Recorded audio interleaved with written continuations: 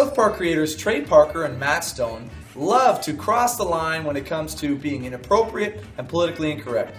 But South Park, the Stick of Truth, f***ing destroys the line and shits all over it. Over the top, inappropriate, and vulgar is how I would describe this game. But I f***ing love it. This is where the magic happens. Last week, Cartman's mom was here with a few men having a whole lot of magic. She was doing hand magic and butt magic. South Park, the Stick of Truth manages to intelligently make fun of many topics, as well as satire classic RPG elements. They even take a big shot at Canada. Lumberjacking's dangerous work. What with all these diapans around? You know what Winnipeg is known for? Neither do we. Fuck you guys for that one, but still, brilliantly executed. In South Park, the Stick of Truth, you play as the new kid to South Park, who's just moved, and he joins in on the kids' make-believe game. The kids are divided into two sides, Cartman's humans and Kyle's elves, and they're constantly fighting back and forth. And let me tell you, things get out of hand quickly. Give us the stick, humans! Fuck you, Drow Elf! Come and get it! Clyde, guard the Stick of Truth while we defend the fortress! Aye, aye! Aye, aye, we're not playing pirates, Clyde! Douchebag, this is your chance to prove yourself. Hold off the asshole elves at all costs! South Park, the Stick of Truth feels like an interactive season of the show, with an incredibly recreated art style that looks exactly like the show does. As well, they've painstakingly recreated South Park and mapped it all out for you to explore, going through to each of the people's houses and all the different iconic South Park areas, finding all sorts of hilarious jokes along the way. The combat is a simple RPG-style turn-based combat with action commands in the same kind of vein as Paper Mario, if you've ever played that game. You take turns attacking each other, and then during your attacks you can use action prompts pressing certain button combos to get perfect hits to increase the damage of each of your attacks.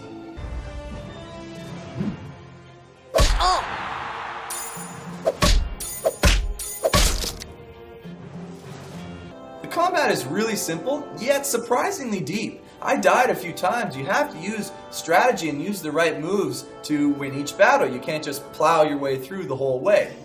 There are different stances that enemies can take that will make sure you have to use different attacks or else they'll get blocked, making you vary the style of your play.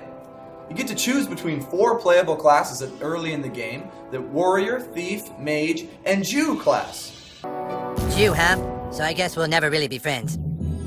This class selection, though, is a bit weak. The only difference between the 4 classes is your special ability.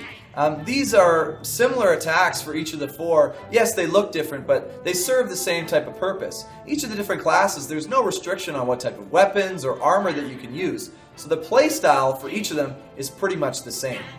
At the beginning of the game, you get to fully customize your own South Park character. You can put yourself into the game. The selections here for appearance are a little bit weak in this character creation, but that's because as you progress through the game, you can pick up more appearance options in the form of armor, weapons, and all sorts of stuff that you can add to your character that will also make you stronger. The weapons and armor are an assortment of toys and makeshift armor pieces like football helmets and sports equipment and just makeshift stuff that is fitting for the type of setting. Like, these kids are playing a make-believe game, so they make up their own weapons. But some of them are freaking hilarious.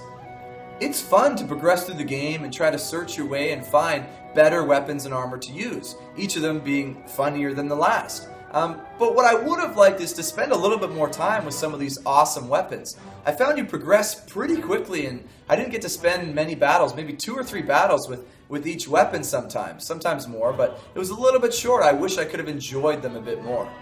When outside of combat, you can fully explore South Park and the various areas and levels that you go through. Some of these areas will have environment puzzles that you need to use some of your abilities to progress through.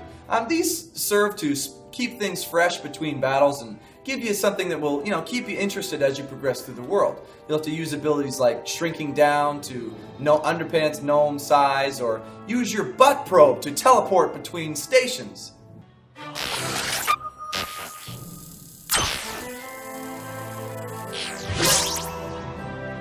My only significant gripe with South Park: The Stick of Truth is that it's too short. I was having so much fun with this game, but it felt like it should have been longer. The story is only about 10 hours, plus some of the other side quests that you can do. It just feels real short. It's not really worth another playthrough because of the lack of variation between the classes. They're all pretty much the same. And there's no branching story options. There's only the one choice that you can make, and both sides are pretty much the same. You fought bravely on the battlefield, douchebag. Yeah, if you can make me a douchebag, like you sure can fight. Shut up, Scott. Nobody cares what you think. Overall, the game could have been a bit longer, could have had a bit more variation in the classes, and could have helped you in telling you where to go and things to choose and stuff like that, but I was smiling throughout my entire playthrough of this game. It is hilarious. There's an interesting story full of jokes, and the closets and everything you search through is packed full of inside jokes from the show that are hilarious as always.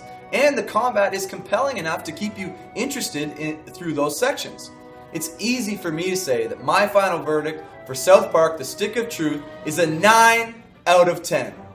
The only people this game is not for is people who are easily offended or people who don't like South Park. Everybody else, go and play this game right now. It is incredibly hilarious and a lot of fun to play through. Well, that's it for South Park: The Stick of Truth. I want to thank you guys for watching. Don't forget to hit that subscribe button. We hope to see you next time on Yes Guy Gaming.